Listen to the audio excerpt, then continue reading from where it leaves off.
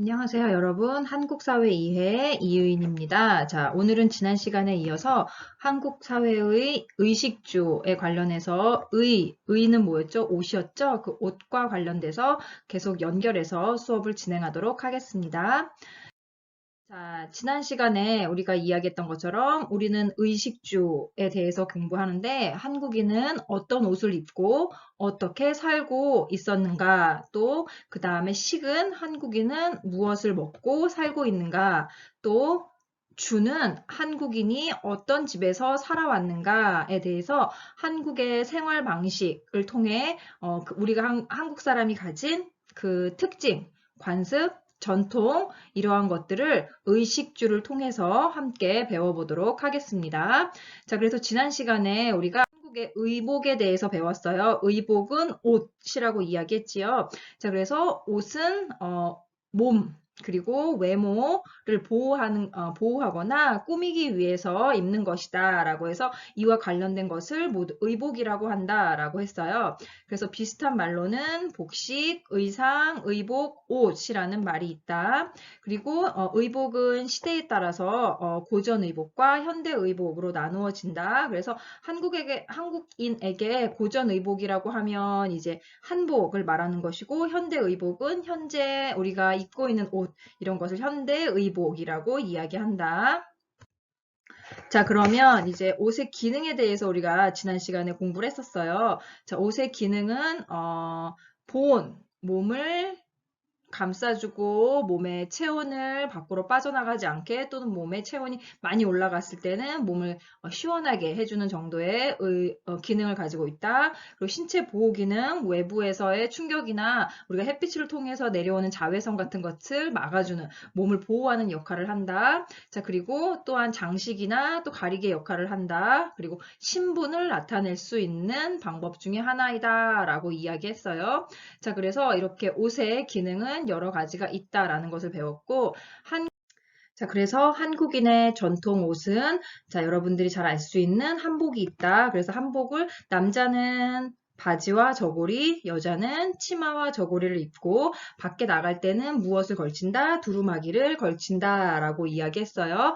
자, 그런 것처럼 한복은 한국의 기후와 풍토, 생활 양식에 알맞게 장착된 한국인의 고유한 의상이다 이야기했고, 한복은 선의 아름다움과 색상의 조화가 매우 아름답고 경제적이면서 활동성과 기능성을 가진 옷이다 라고 이야기했어요. 자, 그렇지만 현대적인 생활 안에서는 이런 그 한복이 기능성 역할과 활동적인 성 역할을 제대로 하지 못하기 때문에 한복을 평소에는 잘 입지 않고 특별한 날에만 한국 사람들도 입고 있다. 그래서 결혼식을 할 때라든지 우리가 또는 뭐 특별한 명절, 추석이라든지 설날이라든지 이러할 때만 한복을 입는다라는 것에 대해서 이야기했어요. 자, 그러면서 여러분 나라에서 또 어떤 전통적인 옷이 있는지 이것에 대해서 알아봤지요. 자, 그러면 다음으로는 이제 옷은 신분, 개성, 계절, 이러한 것들을 나타내는 것에 사용되고 있고, 또 이러한 것을 알 수 있다라고 이야기했어요. 그래서 옷은 신분, 우리가 지난 시간에 왕이 입는 옷, 그 다음에 또 관료들이 입는 옷, 그 다음에 보통의 사람들이 입는 옷, 이러한 것에 대해서 옷의 신분에 대해서 배웠고, 자, 그 다음에 이제 개성. 오늘은 이제 옷으로 어떠한 개성이 나타나는가, 옷을 통해서 어떻게 이 사람들의 신분을 알 수 있는가에 대한 것들, 그리고 또 계절과 관련되어 있다. 옷은 겨울에는 두껍게, 여름에는 얇게 입는다. 이런 것을 통해서 계절의 변화도 알 수 있다라는 것에 대해서 공부를 했고, 한국 사회와 문화의 중요한 조건 중에 하나가 바로 옷이라는 거예요. 그래서 한국은 사계절이 있기 때문에 계절에 맞는 옷이 정해져 있다라는 것이죠. 자, 그러면 의복은 입고 있는 사람의 신분을 나타낸다라고 이야기했어요. 그래서 우리가 신분을 나타내는 현대적, 지금 예전에 이야기했던 거 우리가 한복으로 지난 시간에 이야기했어요. 자, 그런데 오늘은 이제 현대인들이 입는 옷을 통해서 그 사람들의 신분을 나타내는 것에 대해서 이야기할 건데, 의무를 나타내는 것. 이 사람의 의무, 이 사람은 어떤 의무가 있어요? 어떤 책임을 가지고 있어요? 어떠한 일을 합니다. 라는 것을 나타내는 옷을 제복이라고 이야기해요. 그래서 제복 같은 경우는 무엇이 있을까요, 여러분? 자, 저 사람, 우리가 옷만 봐도 저 사람이 어떤 일을 하는지 알 수 있어요. 그런 거 뭐예요? 소방관, 경찰관, 뭐 이런 의사, 이렇게 신분을 나타내는 옷을 입는 사람들은 제복이라는 의미가 붙어요. 그래서 군인, 군인 같은 경우는 군복이라는 것이 있기 때문에 그 옷을 입고 있으면 아, 저 사람은 군인이구나 라는 걸 우리가 쉽게 알 수 있지요. 또 그리고 우리가 학생들 같은 경우에 학교에 갈 때 입는 옷을 뭐라고 하죠? 교복이라고 하죠. 그래서 교복을 입고 있는 학생을 보면 아, 저 사람은 중학생이구나, 고등학생이구나, 교복을 입지 않았으면 아, 초등학생이구나 라는 것들. 그래서 학생의 신분 또는 학생의 학년 정도까지도 이 옷을 통해서 알 수 있다. 그래서 옷은 입고 있는 사람의 신분을 나타내는 중요한 기능을 하고 있다라는 걸 알 수 있어요. 자, 그러면 이제 의무, 직무를 나타내는 옷은 제복이나 유니폼이라고 이야기해요. 그래서 일정한 기준에 따라서 정해진 복장을 입는데 이것은 이러한 제복이나 유니폼은 어떠한 집단이나 조직, 회사 이런 것에서 입는 것이기 때문에 이들이 속한 인원이 그 활동에 참여할 때 입는 옷을 제복이나 유니폼이라고 이야기해요. 자, 그래서 군대, 소방서, 경찰서 이렇게 다양한 용도에 따라서 여러 가지 제복이 있는 거예요. 이러한 옷은 한국에서만 입는 게 아니라 여러분 나라에서도 군인들은 군복을 입고 소방관들은 소방관복을 입고 경찰들은 경찰관복을 입잖아요. 이런 것들을 우리가 제복이라고 한다. 그리고 조직 내, 그러니까 이 회사 안에 있는 또한 어떠한 단체 안에 있는 모든 사람들이 이 옷을 입었을 때 나는 어떠한 곳에 소속되어 있다라는 것과 나는 어떠한 곳에 소속되었다라는 자부심을 느낄 수 있기 때문에 경찰관, 소방관, 군인 이런 분들은 이러한 제복을 입는다라는 것을 알 수 있어요. 자, 제복을 통해서 자신이 무슨 일을 해야 하는지 책임감도 느낄 수 있고 소속감도 느낄 수 있고 난 어떤 일을 하는 사람이다라는 자부심도 느낄 수 있다라는 거죠. 자, 그래서 이렇게 의무를 나타내는 제복에는 경찰은 국민을 보호하고 또 국민을 도와야 하고 이렇게 뭐 여러 가지 경찰의 의무 해야 하는 일이 정해져 있어요. 또 군인도 마찬가지죠. 군인은 나라를 지켜야 한다. 또 어떠한 의무가 있다라는 것에 대해서 알 수 있잖아요. 그래서 이러한 것들, 이러한 제복은 의무를 나타낸다. 이 사람이 어떠한 책임을 가지고 있어요. 어떠한 일을 해야 한다라는 걸 보여주고 있다라는 거죠. 자, 그리고 여기에 또 나오는 제복은 소속감을 나타내주는 제복인데, 이런 스포츠 유니폼 같은 경우, 여러분들 생각해보면 우리가 올림픽이라든지 또는 이렇게 월드컵이라든지 이렇게 여러 명의 선수들이 함께 운동하는 곳을 보면 같은 옷을 입잖아요. 우리가 올림픽에 출전할 때 그 나라 사람들은 다 똑같은 옷을 입잖아요. 이런 것은 무엇을 나타내기 위함이다? 소속감. 나는 대한민국을 대표해서 이번 올림픽에 참가한 사람이다. 난 대한민국의 소속이다. 난 대한민국 국적을 가지고 있다. 라는 것처럼 소속감을 나타내기 위해서 이렇게 운동 경기할 때 이러한 그 스포츠 유니폼을 많이 입는 거죠. 그래서 여러분들도 유니폼이라고 하기는 좀 그렇지만 여러분들 학과를 나타내는 과잠이라고 하죠. 과잠이나 또는 이제 과티 이러한 옷을 입으면서 어떻게 우리 학교, 우리 과라는 소속감 이런 것들을 나타내기 위해서 그런 옷들을 과끼리, 동아리끼리 이렇게 맞춰서 입는 게 되잖아요. 그래서 이러한 것들을 통해 소속감을 나타내는 것이 이제 유니폼이다. 그리고 이제 또한 직업을 나타내는 거. 요리사 또는 은행원, 승무원 이러한 사람처럼 아, 저 옷을 입으면 아, 이런 일을 하는 사람이구나 라는 걸 우리가 쉽게 알 수 있는 그런 직업들을 알 수 있는 것이 이제 이렇게 제복을 통해서 알 수 있다라는 거죠. 자, 그러면 이제 제복의 기능, 우리가 왜 이러한 제복을 입을까라는 걸 생각해 보면 누구는 제복을 입고 어떤 직업을 가진 사람들은 입지 않잖아요. 자, 이러한 제복의 기능이 있기 때문에 이렇게 제복을 입는 사람도 있고 입지 않는 사람도 있는데 제복은 일을 할 때 능률을 올릴 수 있다. 일을 좀 더 적극적으로 성실하게 그리고 책임감을 가지고 할 수 있게 되는 그러한 기능이 있기 때문에 이러한 제복을 입게 된다라는 게 있고 두 번째로는 내가 이 옷을 입음으로써 나는 어떠한 의무가 생기고 나는 어떠한 책임감이 생기고 난 어디에 소속되었다라는 것이 정확히 밝혀지기 때문에 내가 역할을 의무화하고 사회적 책임감을 갖게 하며 여러 가지 행동을 할 때도 제약을 둘 수 있게 된다라는 것이에요. 자, 그리고 사회적 역할을 강조한다라는 부분이 있는데 이 사회적 역할 강조는 여러분들이 이제 소방관 같은 경우에는 불이 났는데 소방관복을 입고 있으면 왠지 불을 꺼야 될 것 같은 그런 직업적인 역할이 강조된다는 거예요.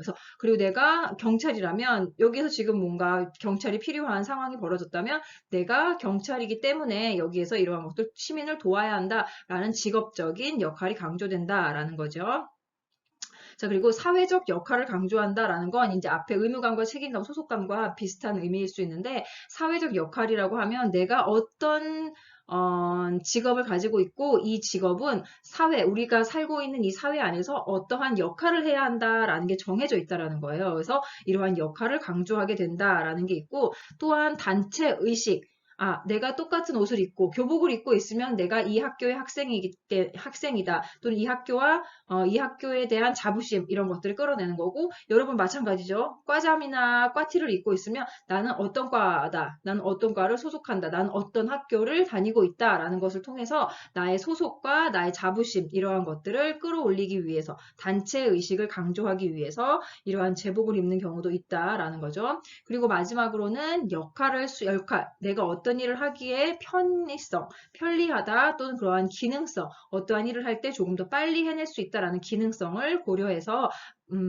우리가 입게 되는 것을 제복의 기능이라고 이야기하는 거죠. 그래서 제복은 다양한 곳에서 우리가 많이 접할 수 있는 옷이에요. 우리가 학교에 다니면서 대학에 다니면서 접할 수 있는 제복은 사실 없잖아요. 그런데 은행에 간다거나 또는 우리가 경찰서, 소방서 이러한 공공기관, 국가에서 맡아서 하는 공공기관에 간다고 하면 이렇게 소속을 나타내거나 단체를 나타내는 유니폼을 입는 사람들이 많다. 그리고 여러분들이 가장 많이 경험하는 건 뭐예요? 비행기 안에 있는 승무원들 다 똑같은 옷을 입고 있잖아요. 이런 것들도 다 무엇이다? 그들의 역할이 무엇인지 우리에게 알려주는 것이고 그들이 어떤 소속이 되어 있는지를 알려주는 것이다. 그리고 그들은 하나의 단체라는 의식을 강조하고 있다라는 것을 알 수 있는 거예요.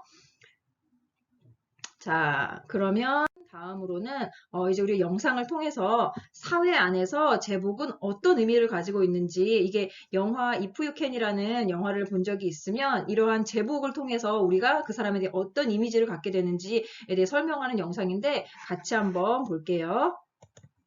영화 Catch Me If You Can의 한 장면입니다. 주인공이 위조수표를 건네며 사기를 치는 장면인데요. 위조수표를 받는 사람은 뭘 믿고 그의 위조수표를 받아준 것일까요? 물론 김서단도 울고 갈 말빨이나 디카프리오의 샤방샤방 빛이 나는 외모 때문일 수도 있지만 이미 안 받아! 돌아가 이 애송아! 이쪽은 오늘 장사 다 했네요. 사기의 성공 비결 그리고 차이점은 무엇이었을까요? 여러가지 이유가 있을 수도 있지만 여기서 가장 크게 작용한 것은 바로 그가 입고 있던 타일러 복장, 바로 제복입니다. 옷에 무슨 힘이 있겠냐만 싶겠지만 이것 한 벌로 천사가 될 수도 있고 악마가 될 수도 있습니다. 제복이 가지는 신기한 마법. 자, 여기 그렇게 대단한 건 아니지만 신기한 이야기, 어쩌면 도움이 될 줄도 모르고 찌컷! 그럼 시작해보죠. 알롱지.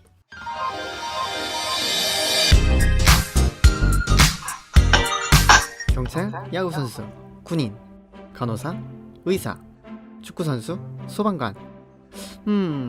여러분은 어떻게 그들의 직업을 알았나요? 힝! 보고도 몰라? 옷만 봐도 알겠네. 그렇죠. 옷만 봐도 알겠죠. 옷을 통해 직업을 알 수 있는 것이 바로 제복. 그런데 말입니다.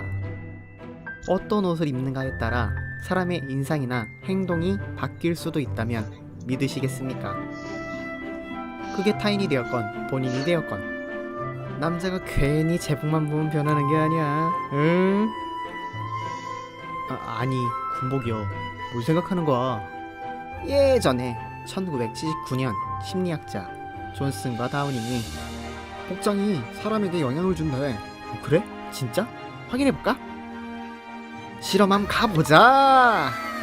검증을 목적으로 실험을 시작했고 실험에 참가한 여학생들에게 KKK단이라고 불리는 백인 우월주의 단체 복장과 그리고 백의의 천사, 간호사 복장을 각각 입히고 어떤 사람에게 문제를 내고 그 사람이 답을 틀릴 시 여학생은 6강도로 나누어진 전기 쇼크를 주는 시험이었는데 결과는 어땠을까요?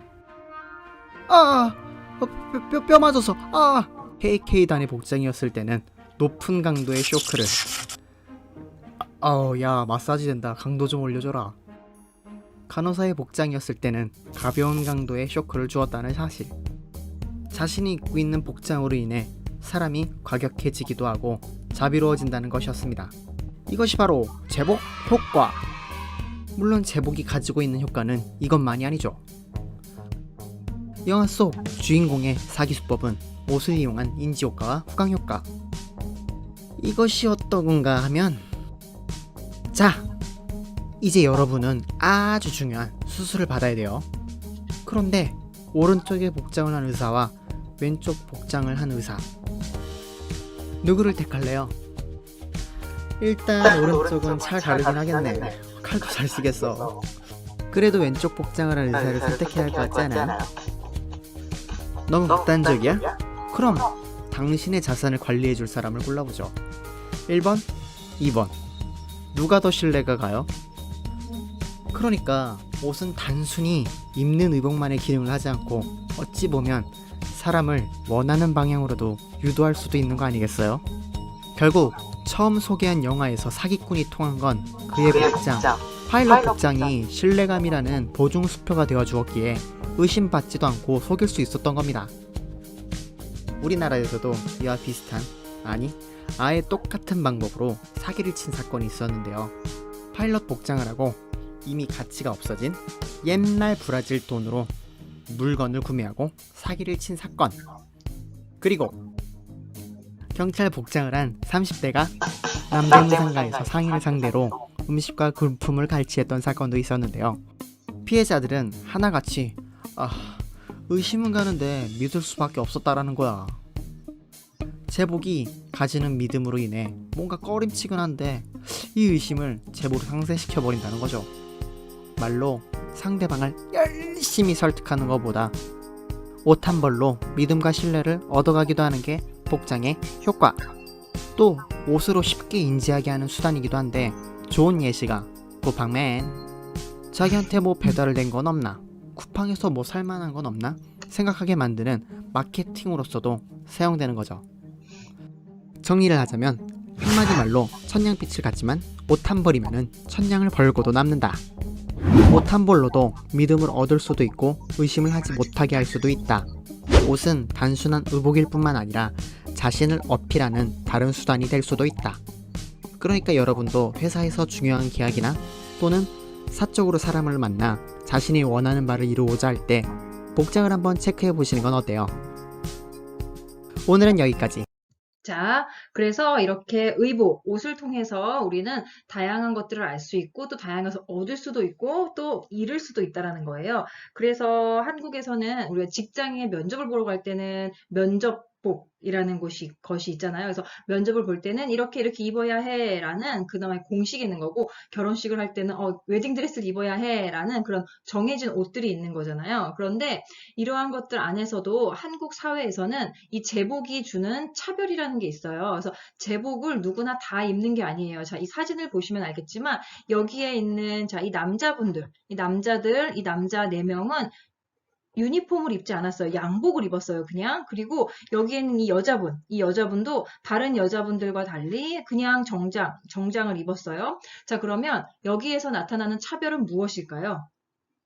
남자와 여자의 차별도 있고, 직업의 위치, 나의 위치, 회사에서의 나의 위치에 대한 차별도 있는 거예요. 그래서 여자들은 반드시 치마가 있는 유니폼을 입어야 하고 남자들은 정장을 입으면 양복을 입으면 어떤 옷을 입어도 괜찮아요가 되는 거죠. 자, 그리고 같은 여자임에도 불구하고 이 사람은 직급이 높아요. 차장, 과장 이렇게 직급이 높기 때문에 평사원들이나 대리들이 입는 이러한 유니폼을 입지 않고 본인이 원하는 정장을 입을 수 있는 거예요. 자, 그래서 한국 사회에서는 제복이 그 사람들의 신분을 나타내 주기도 하지만 이렇게 한 사회 안에서 한 소속단 집단 안에서도 차별적인 요소로 나타나고 있다라는 거예요. 그래서 우리가 한국에서는 여자들은 제복이 대부분 다 치마잖아요. 그러니까 이러한 것도 문제가 많이 되고 여자들이 입는 교복도 대부분 다 치마잖아요. 그래서 요즘에는 바지를 입는 학교도 많이 생겼지만 이러한 것들이 한국 사회에서는 알게 모르게 나타나고 있는 사회 안에서의 차별이다라는 것을 알 수 있어요.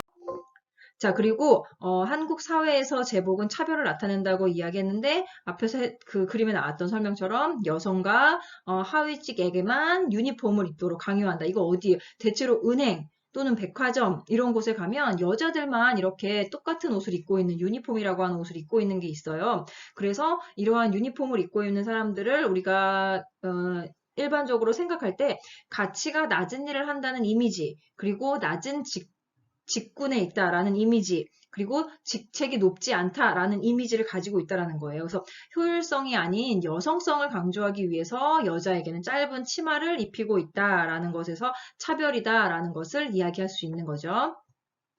자, 그리고 이제 교복을 통해서 이야기해 볼 수가 있는데, 교복이라고 하는 것은 우리가 학교에 다니는 학생들이 입는 옷이잖아요. 그래서 학교에서 지정해서 학생들에게 입히는 제복의 일종.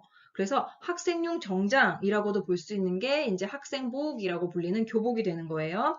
자, 그래서 유치원에 다니는 학생들도, 유치원 어린이들도 이제 교복 같은 기능을 하는 원복을 입는 경우가 많이 있지요. 이제 좀 고급 유치원이라고 하죠. 이런 유치원은. 그래서 이런 유치원에서도 있고, 또 보통의 유치원에서는 이제 티셔츠라든지 우리가 이제 소풍을 갈 때 같은 옷을 입는 이러한 경우도 있어요. 그래서 이러한 경우는 이제 유치원에서 입는 경우는 어린이들이 이제 밖에 소풍을 가거나 야외 활동을 갔을 때 길을 잃어버리거나 혼자서 어디에 가서 잊어버리면 이제 이 유치원 옷을 보고 찾아줄 수 있도록 하기 위해서 이러한 기능적인 면을 부각해서 입히는 것이 이제 이제 유치원에서 입는 옷이 되는 거죠, 원복.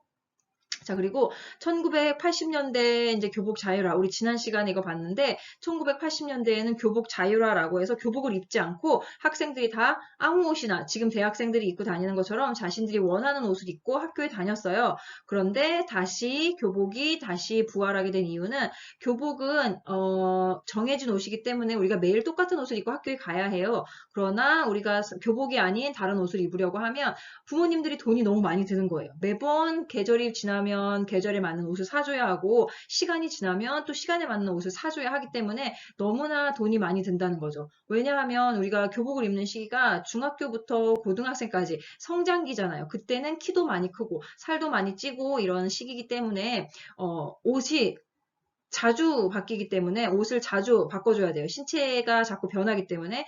그래서 한국에서는 다시 교복을 입는 학교들이 많아졌다. 그래서 청소년기, 중학교, 고등학생일 때는 대부분 다 교복을 입어요. 저도 학교 다닐 때 중학교, 고등학교 모두 다 교복을 입고 학교를 다녔어요. 자, 요즘에는 다른 나라의 학생들도 대부분 교복을 입는 학교들이 많지요. 아시아도 그렇고 베트남 학생들도 학교 다닐 때 교복 입고 다니지요. 중국 학생들은 교복을 안 입나? 중국 학생들도 교복을 입나? 그거 잘 모르겠네요. 그래서 일본 학생들은 교복을 입는 학교가 더 많고 그렇죠. 그래서 이제 카자흐스탄이나 뭐 인도네시아 같은 경우도 교복을 입는 경우가 많은 것 같아요. 근데 카자흐스탄 같은 경우는 어떤지 잘 모르겠네요. 그래서 이렇게 나라별로 또 이제 그 지역에 맞게 또 그 나라의 기후나 뭐 그 나라의 사회 환경 이런 것들과 맞게 이렇게 교복을 입는 학생들도 있고 교복을 입지 않는 학생들도 있다라는 것이죠. 자, 그래서 한국에서는 여러 가지 정책을 통해서 교복이 자율화 시대가 된 적도 있는데 다시 교복을 입는 시기가 됐다라는 거 이거 앞에 설명한 거예요. 그래서 그냥 넘어가도록 할게요. 우리가 이거는 지난 시간에 우리가 영상으로 다 봤던 내용 중에 들어있는 거예요. 자, 그래서 우리가 우리가 교복을 입지 않는 것에서 다시 교복으로 돌아온 이유는 무엇이다? 사복을 입으면서 교복이 아닌 그냥 보통의 옷을 입음으로써 학생들이 조금 더 나쁜 행동을 할 수 있다라는 것이고 학생들을 지도하는데 선생님들이 좀 어려움이 있다. 그리고 옷을 구입하는데 돈이 너무 많이 들어서 이러한 문제점들로 인해서 다시 교복을 입게 되었다라는 것이죠. 자, 그래서 이런 교복이 어떻게 바뀌어 왔는지에 대해서 나오는 동영상인데 이거는 여러분들이 뭐 특별하게 꼭 봐야 되는 건 아니니까 오늘은 그냥 넘어가도록 할게요. 이게 우리가 수업 시간에 하는 거라면 이걸 좀 보면서 정리하면서 넘어가면 좋은데 이게 이렇게 동영상으로 하는 강의다 보니까 계속 영상만 볼 수가 없어서 제가 다시 이러한 영상들은 기회가 되면 나중에 다시 보여줄 수 있도록 하겠습니다.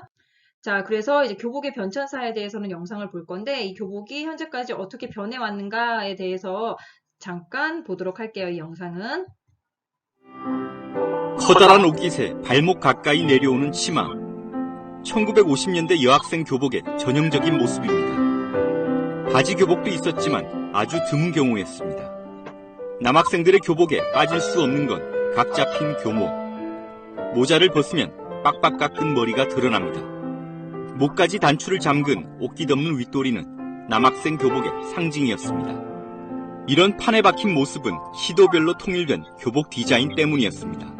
1981년 전두환 정권은 교복과 두발 자율화를 결정합니다. 제5공화국의 출범으로 개혁과 개방의 새 시대를 맞아 중고등학생들의 복장이 자율에 맡겨졌으며 당시 정부는 자율화 조치를 대대적으로 홍보했습니다.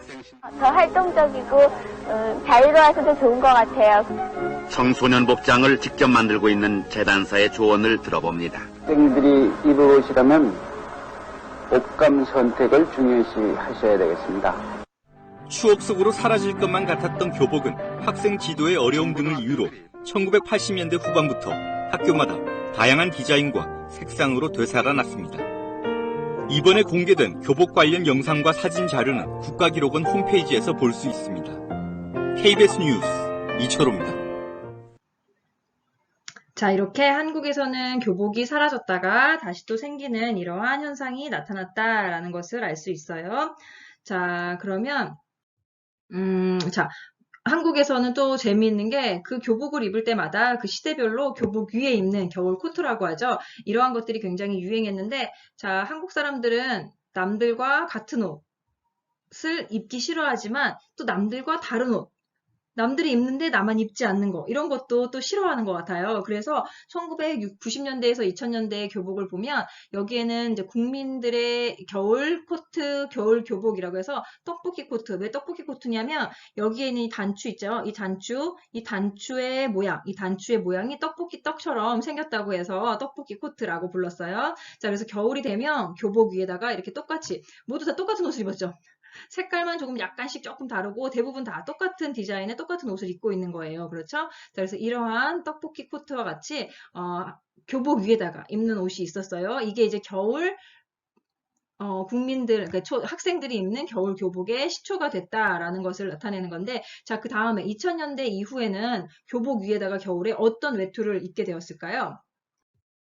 자, 이렇죠. 자, 검정 색깔 잠바 입는 노스페이스라는 이렇게 일상적으로 유행하는 옷이 있는 거예요. 겨울에 교복 위에다가 어떤 옷을 입어요? 라는 것이 이제 학교별로, 나이별로 이렇게 전국 중학교, 고등학교가 시대별로 이렇게 시대에 따라서 입는 옷들이 달라졌다라는 거예요. 그래서 이제 제2의 교복이다라는 이 말이 생길 정도로 이러한 옷들을 많이 입고 다녔어요. 자, 그 다음에는 우리가 어떤 옷을 볼 수 있냐면, 자, 왜 다들 비슷한 패딩 점퍼만 입을까? 다 똑같은 옷을 왜 교복 위에 입고 다닐까라고 했는데, 이제 2010년에 노스페이스나 다운 패딩 같은 것들을 입기 시작했는데, 그렇게 입는 이유는 이걸 안 입으면 학교에 가서 다른 친구들은 다 입었는데 나만 입지 않았어요. 라는 것 때문에 친구들에게 따돌림을 당할 수 있다. 그리고 친구들이 너는 이 옷을 안 입었어 하면서 무시를 할 수 있다라는 이유에서 모든 학생들이 비슷한 옷, 거의 똑같은 브랜드의 옷을 입었다라고 이야기하는 거예요. 자, 이 영상에서도 마찬가지예요. 자, 그래서 한국 사회에서 보면 이렇게 같은 것 같지만 다르고 개성이 없는 것 같지만 또 개성이 있고 하는 것이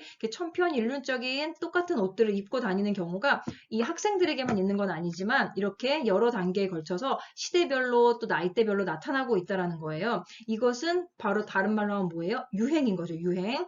자, 유행인 거고, 지난 겨울에 유행했던 건 뭐예요? 자, 지난 겨울에 유행했던 거? 롱패딩, 그쵸? 이제 언제부터 작년, 재작년부터 이제 겨울이 되면 노스페이스 같은 그런 짧은 잠바가 아니라 아주 긴, 발목까지 내려오는 긴 롱패딩을 입는 것이 유행이 됐어요. 그래서 이러한 롱패딩을 통해서 이 학생들이 왜 롱패딩을 입어요? 모두 입으니까요. 저도 입는 거예요. 이게 되는 거예요. 그래서 한국 사람들은 좀 이런 사회적인 문화가 있는 것 같아요. 다른 사람들이 입으면 나도 입어야 되고 당연히 다른 친구가 입으면 나도 입어야 돼요. 나만 입지 않으면 저 사람과 내가 다르다라는 게 느껴지고 그럼 저 사람들이 만든 그룹과 내가 다른 옷차림을 가지고 있으면 저 사람들이 나를 무시하거나 따돌리거나 한다라는 걸 알 수가 있다라는 거예요. 자, 이 영상 한번 볼게요. 롱패딩은 패딩 중에 띵작입니다.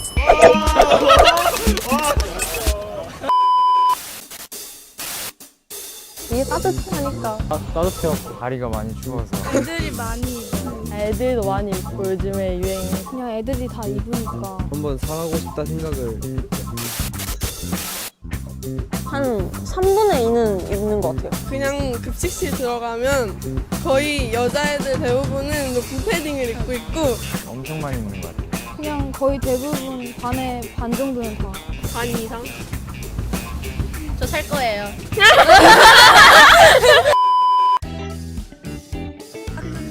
디자인 그냥 돌아다니다가 이쁘고.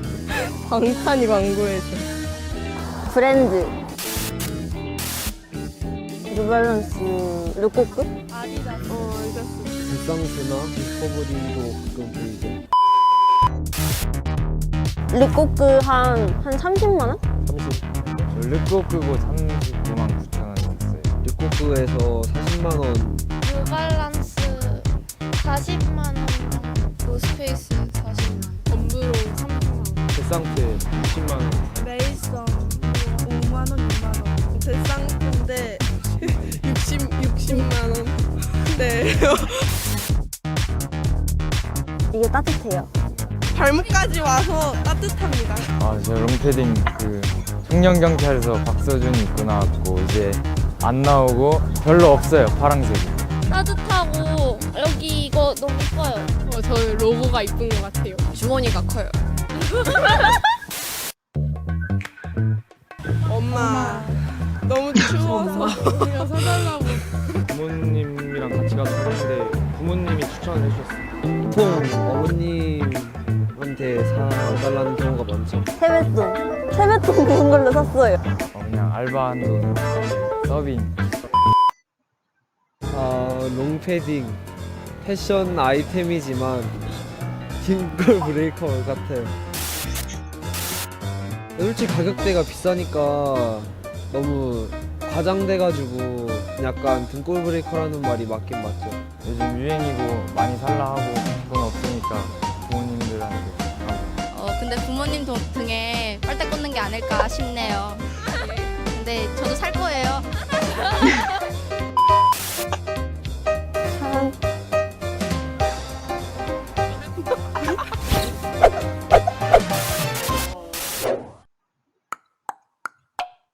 자, 여러분들도 이렇게 다 겨울에는 롱패딩 입으시죠? 자, 그런 거 다 누구 돈으로 사요? 부모님이 사주시는 거죠. 물론 여러분 중에는 아르바이트를 해서 사서 입는 경우도 있지만 대부분 부모님이 사주는 경우가 많아요. 자, 그렇죠. 이런 것처럼 이렇게 한국에서는 그 시기에 유행하는 옷을 모두가 다 똑같이 입는 이런 것들이 있어요. 이런 현상들이 나타나고 있는데 이게 비록 10대, 20대 애들에게만 나타나는 건 아니라는 거예요. 자, 그래서 여러분들이 혹시 주말이나 이럴 때 지하철 타본 적 있어요?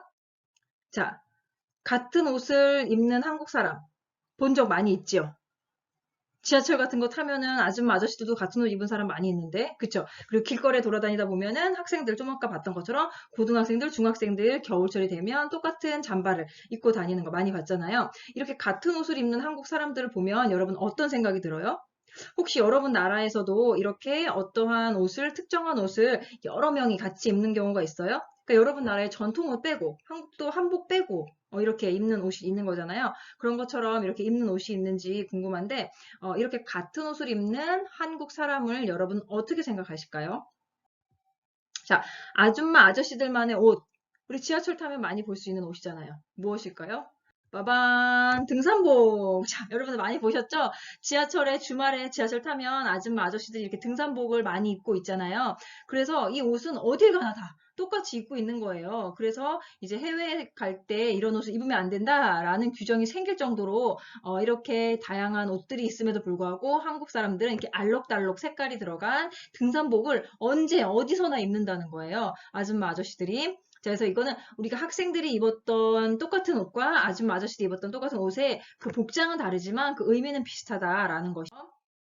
자, 그래서 이제 해외여행 갈 때 등산복을 조금 입지 마세요 라는 것처럼 이렇게 똑같은 옷을 입는 것에 대해서 해외에 있는 박물관이라든지 이런 데 들어갈 때 자제해야 한다라는 일이 생겨서 누가 봐도 이거는 한국인 단체 관광객이다 라는 게 보일 정도로 너무나 등산복을 많이 입고 다녀서 한동안 이런 것들이 사회적인 문제로 나타난 적도 있었어요. 자, 이 뉴스를 한번 보도록 할게요. 네, 다음 소식입니다. 요즘은 거의 일상복이 된 등산복을 해외여행에도 입고 가는 분들이 많아서 일부 여행사에서는 자제해달라는 안내까지 하고 있습니다. 자, 이걸 두고 논란이 있는데 어떤 옷을 입고 가느냐보다는 여행지에 가서 어떤 행동을 하느냐가 더 중요하지 않을까요? 권란 기자입니다. 황금 연휴를 맞아 인천공항은 해외 여행객들로 붐빕니다. 인파 속에서도 유난히 많이 눈에 띄는 건 알록달록한 등산복. 진짜 편안하게 입고 가려고 입은 거예요. 너무 알록달록하게 우리 원래 알록달록하게 잘 입어요. 특히 단체 여행객들은 마치 서로 맞춘 듯 등산복 일색입니다. 입고 가신 이유는? 땀 흡수가 잘 되고 또 활동하기 편하고 그래서. 여행지에서도 즐겨 입다 보니 등산복을 입은 건 한국인이라는 얘기까지 나올 정도입니다. I think it's so that they can find each other when they travel in a group so they don't get lost. 급기야 한 여행사는 최근 등산복을 자제해달라는 문자를 고객들에게 보낸 것으로 알려졌습니다. 의견은 엇갈립니다. 등산복은 안 입기로 했어요. 왜요? 친구끼리. 우리 7명 가는데 친구끼리 안 입기로 했어요. 왜요? 그냥 남사스럽다 그래서. 자기가 편한 옷을 입는 게 가장 알맞는 건데 노인분들 같은 경우는 의외로 등산복이라든지 기능성 옷 같은 경우가 훨씬 더 노인들한테 좋지 않나요? 여행 옷차림까지 간섭하는 건 자유침해다. 최소한 박물관이나 식당에선 예의상 등산복 차림은 삼가야 한다. 연간 해외여행객 2천만 명 시대를 맞아 가열되고 있는 논란거리입니다. SBS 권란입니다. 자, 이렇게 한국인들이 같은 옷을 입는 것에 대해서 많은 이렇게 논란이 생기고 사회적인 문제가 되고 이렇게 뉴스에까지 나올 정도로 이러한 한국인들의 독특한 문화라고 할 수 있는 거죠. 같은 옷을 입고 편리하기 때문에 어딜 가든 이 옷을 입고 이러한 것들이 있는데 이러한 것은 이제 한국 사회에 나타나는 독특한 문화적인 현상이다라고도 볼 수 있는 것이죠. 자, 이렇게 한국 사람들이 똑같은 옷을 입는 데는 왜 그럴까요? 자, 한국인들은 여가 활동을 할 때에도 거칠에 신경을 쓴다. 남들이 나를 어떻게 보는지, 내가 남에게 어떻게 보이는지에 대해서 굉장히 신경을 많이 쓰잖아요. 그래서 집 근처에 있는 산에 갈 때도 우리는 다 등산복을 입어요. 그래서 외국인들은 이렇게 등산복을 입고 간다라고 하면 히말라야라든지 뭐 이렇게 높은 산을 갈 때만 등산복을 입는데 한국인들은 요 앞에 정말 낮은 산, 집 앞에 있는 산을 갈 때도 우리가 다 등산복을 입고 간다라는 것이죠. 왜? 사람들이 나를 볼 테니까. 라는 거 있어요. 그러니까 한국인들은 다른 사람을 굉장히 의식하면서 살고 있잖아요. 그래서 이렇게 거칠애를 하기 위해서 또 겉모양을 신경 쓰기 위해서 등산복을 입는 경우도 있다. 그래서 높은 산이 아닌데도 한국인들은 모두 등산복을 입고 어떠한 그 산도 오를 수 있을 만큼 완전 무장을 하고 산에 간다라는 거죠. 그래서 한국인들은 이러한 특성을 균등사상이라고 할 수 있는데 한국인은 관념적으로 다른 사람이 있으면 나도 있어야 돼. 라는 생각을 가지고 있다라는 거예요. 그래서 다른 사람들이 대학에 가니까 한국 사람들은 너도 나도 다 대학에 가야 돼. 라는 생각을 가지고 있어서 한국은 대학교에 진학하는, 고등학교를 졸업하고 대학에 가는 학생이 굉장히 많잖아요. 대부분 90% 이상이었는데 지금은 좀 많이 떨어지긴 했지만 예전 같은 경우에는 거의 뭐 90% 이상이 다 대학으로 진학하는 경우도 있었다고 해요.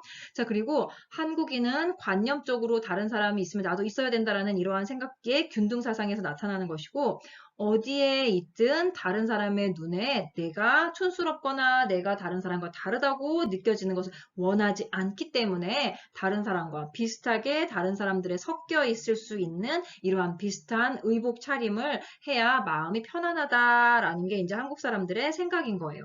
그래서 비슷한 옷을 많이 입고 다닌다라는 거죠. 자, 그래서 이제 한국인들의 이렇게 등산복 관련된 내용을 봤는데, 이제 한국인들은 따로 또 같은 한국인의 옷이라고 해서 어떤 특별한 사람이 눈에 확 띄는 옷을 입고 스타일을 갖추면 그것을 모방하는 사람들이 생기고 그것이 전국적으로 퍼지는데, 이것이 뭐예요? 연예인들이 어떠한 옷을 딱 입었어요. 그럼 저게 너무 예쁘면 그 옷에 대해서 모든 사람들이 다 그 옷을 사잖아요. 그래서 품절이라고 완판이라는 이러한 단어들이, 새로운 단어들이 생기기도 했는데, 이러한 것처럼 한국인들은 누군가가 그것을 했을 때, 입었을 때 예쁘다, 사용했을 때 좋았다 라고 하면 이렇게 모방해서 함께 사는 이러한 그 성격, 성향이나 이러한 것들이 사회적인 문화적으로 자리를 잡았다라는 거죠. 이러한 모습은 어느 나라에서나 쉽게 찾아볼 수 있는 거예요. 물론 한국에서만 있는 것은 아니고 다른 나라에도 있지만 한국이 유독 더 많이 나타나고 있는 현상이다라고, 한국 사람들이 더 눈에 잘 띈다라는 거죠. 그런데 한국인은 옷으로서 개성을 살리고 싶으면서도 또 내가 이 옷을 입어서 또는 저 옷을 입지 않아서 소외된다거나 이러한 불안한 감정을 가지고 싶지 않아서 다른 사람과 똑같은 옷차림을 하기도 한다라는 것이에요. 그래서 따로 또 같은 옷을 입는 한국인들이라고 이야기할 수 있는 것이죠.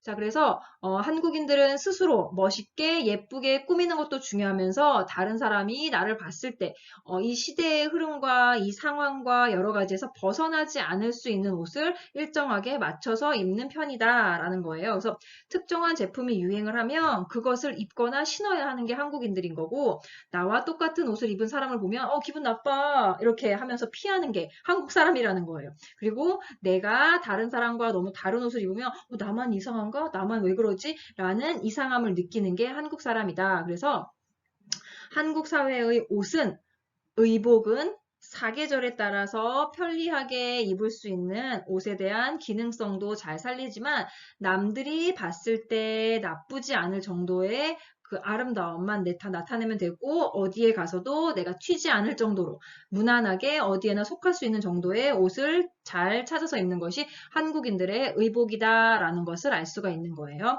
자, 그래서 한국 사람들은 이렇게 같지만 다르지만 같은 이러한 의복을 입는다라는 것이고, 옷을 입을 때는 이러한 것들, 남이 나를 어떻게 보는지, 내가 이런 옷을 입었을 때 사회적으로 어떻게 평가받을지, 이런 것들에 굉장히 신경을 많이 쓴다라는 것이에요. 자, 그래서 오늘 이제 의복에 대해서 수업을 마치면서 여기까지 의복과 관련된 수업을 했고, 다음 시간에는 의식, 다음 시간엔 식에 대해서 공부를 할 거예요. 그런데 오늘이 6주차, 7주차인가? 자, 그러면 이제 다음 시간, 오늘이 7주차면 다음 시간이 시험이네요. 자, 그럼 다음엔 중간 시험인데, 중간 시험과 같은 경우는, 우리가 그동안에 그 앞에서 배웠던 것들을 원래 우리가 학교에서 수업을 했다면 필기 시험을 봐야 해요. 그런데 이제 이번에는 지금 코로나19로 인해서 우리가 학교에서 만나서 시험을 볼 수가 없기 때문에 시험은 우리가 그걸 할 거예요. 레포트를 내서 레포트 보고서를 작성해서 우리가 시험을 볼 건데, 여러분들이 이제 이 주제에 관해서는 제가 다음 주에 공개를 할 거예요. 레포트로 중간 시험을 대체한다. 아이고, 어렵네, 이거 쓰기가. 자, 그래서 레포트로 중간 시험을 대체하고, 기말 시험은 우리가 학교에 올 수 있게 되면, 기말 시험은 실제로 학교에서 여러분들이 앉아서 우리가 그동안에 배운 것들을 가지고 시험을 보도록 할 거예요. 자, 그러면 여러분, 이번 퀴즈 문제는 3문제가 준비되어 있고, 이것으로 여러분들 그 출석과 관련된 정보를 제가 얻을 수 있기 때문에 과제 제출은 꼭 해주시기 바래요. 자, 그러면 오늘 수업은 여기서 마치도록 하겠습니다. 여러분 안녕. 다음 시간에도 만나요.